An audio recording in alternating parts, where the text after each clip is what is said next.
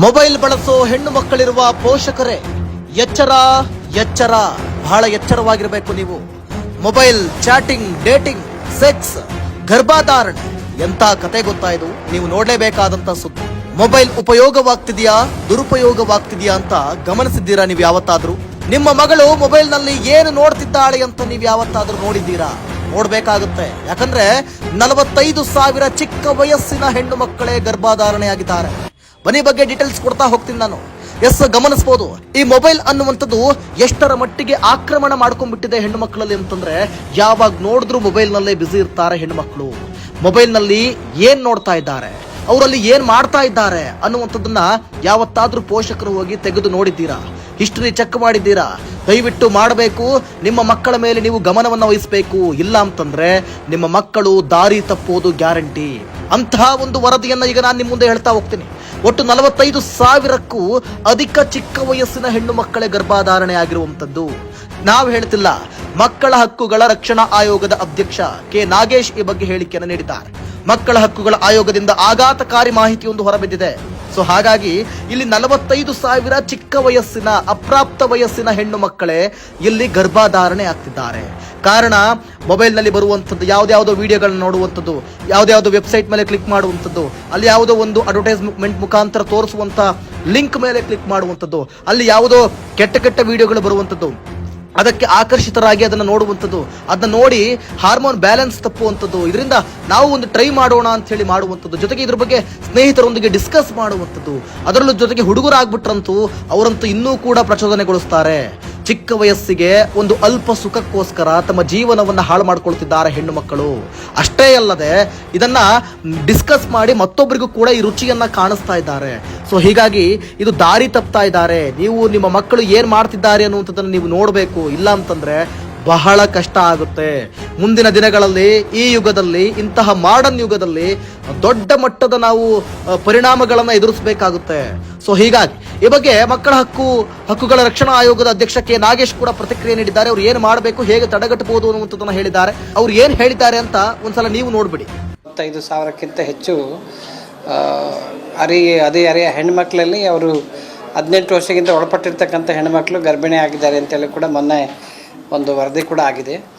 So ಅದರ ಬಗ್ಗೆ ನಾವು ಕಂಪ್ಲೀಟ್ ಈಗ ರಾಜ್ಯಾದ್ಯಂತ ಒಂದು ಪ್ರವಾಸವನ್ನು ಮಾಡ್ತಾ ಇದ್ವಿ. ಇದು ಹೆಂಗೆ ಪ್ರಿವೆಂಟ್ ಮಾಡಬೇಕು, ಇದು ಹೇಗಿದೆ, ಈ ತಡೆಯೋದು ಹೇಗೆ ಅನ್ನೋದು ನಾವು ಗಂಭೀರವಾಗಿ ಯೋಚನೆ ಮಾಡ್ತಾ ಇದ್ದೀವಿ. ನೀವು ಕೇಳಿದ್ರೆ ಈಗ ಯಾತಕ್ಕೆ ಅಂತೇಳಿ, ಒಂದು ಮೂಲ ಇವತ್ತು ಎಲ್ಲ ಮಕ್ಕಳು ಕೂಡ ಇವತ್ತು ಮೊಬೈಲನ್ನು ಅನಗತ್ಯವಾಗಿ ಬಳಸ್ತಕ್ಕಂಥದ್ದು. ಇವತ್ತು 16-17 ವರ್ಷದ ಹೆಣ್ಮಕ್ಳು ಮೊಬೈಲ್ಸನ್ನು ಬಳಸ್ತಾರೆ.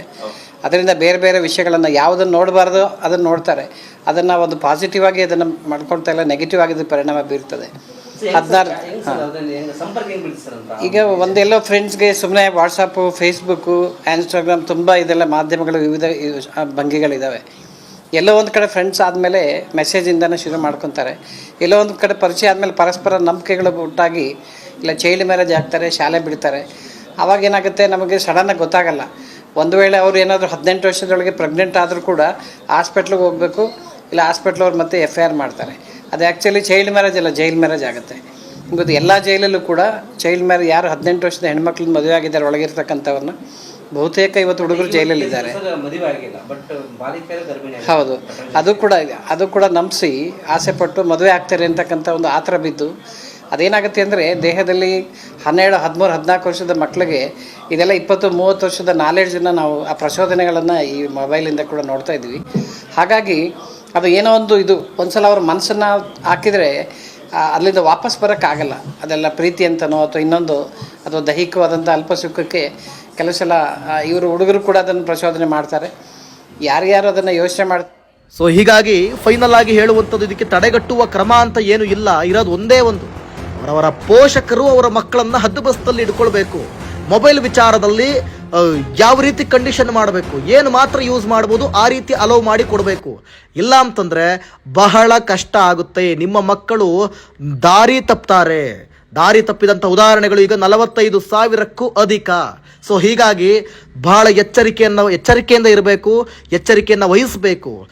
ಏಜ್ ಅನ್ನುವಂಥದ್ದು ಆ ರೀತಿ ಎಲ್ಲರನ್ನು ಕೂಡ ಬದಲಾಯಿಸ್ಬಿಡುತ್ತೆ. ಅದರಲ್ಲಿ ಅವ್ರದ್ದು ತಪ್ಪು ಅಂತ ಹೇಳೋಕ್ಕಾಗಲ್ಲ. ಆದರೆ ಪೋಷಕರು ನೀವು ಮಕ್ಕಳನ್ನು ಎಷ್ಟು ಕಟ್ಟುನಿಟ್ಟಿನ ಕ್ರಮವಾಗಿ ಇಟ್ಕೊಳ್ತೀರಾ, ಹದ್ದು ಬಸ್ತಿನಲ್ಲಿ ಇಟ್ಕೊಳ್ತೀರಾ, ಅಷ್ಟು ಕೂಡ ಒಳ್ಳೆಯದು. ಮತ್ತೆ ಅದರ ಬಗ್ಗೆ ಜಾಗೃತಿ ಮೂಡಿಸುವಂತ ಕೆಲಸವನ್ನ ಮಾಡಬೇಕು. ಅದರಿಂದ ಕೆಟ್ಟದ್ದು ಏನಾಗುತ್ತೆ ಅನ್ನುವಂಥದ್ದನ್ನು ಕೂಡ ನೀವು ಮಕ್ಕಳಿಗೆ ತಿಳಿ ಹೇಳಬೇಕು, ಓಪನ್ ಅಪ್ ಆಗಬೇಕು ಮಕ್ಕಳ ಜೊತೆ. ಇಲ್ಲ ಅಂತಂದ್ರೆ ಮಕ್ಕಳು ನಿಮ್ಮ ಮುಂದೆ ಹೇಳ್ಕೊಳ್ಳೋಕ್ಕೂ, ಅವರ ಸಮಸ್ಯೆಗಳನ್ನ ಹೇಳ್ಕೊಳ್ಳೋಕ್ಕೂ ನಾಚಿಕೆ ಪಡ್ತಾರೆ. ನೀವು ಮಕ್ಕಳ ಜೊತೆ ಅದ್ರ ಬಗ್ಗೆ ಮಾತನಾಡೋದಕ್ಕೆ ನಾಚಿಕೆ ಪಟ್ಕೊಂಡ್ರೆ ಮಕ್ಕಳು ಕೆಟ್ಟ ದಾರಿಗೆ ಇಳಿಯೋದಂತೂ ಖಚಿತ. ಸೊ ಹೀಗಾಗಿ ಇದ್ರ ಬಗ್ಗೆ ಬಹಳ ಎಚ್ಚರ ವಹಿಸಬೇಕು. ಪೋಷಕರು ಕಟ್ಟುನಿಟ್ಟಿನ ಹದ್ದುಬಸ್ತಿನ ಕ್ರಮವನ್ನ ಕೈಗೊಳ್ಳಬೇಕಾಗುತ್ತೆ. ನಥಿಂಗ್ ನೌ, ಇದು ಸಖತ್ ಸುದ್ದಿಗಳ ಸುನಾಮಿ.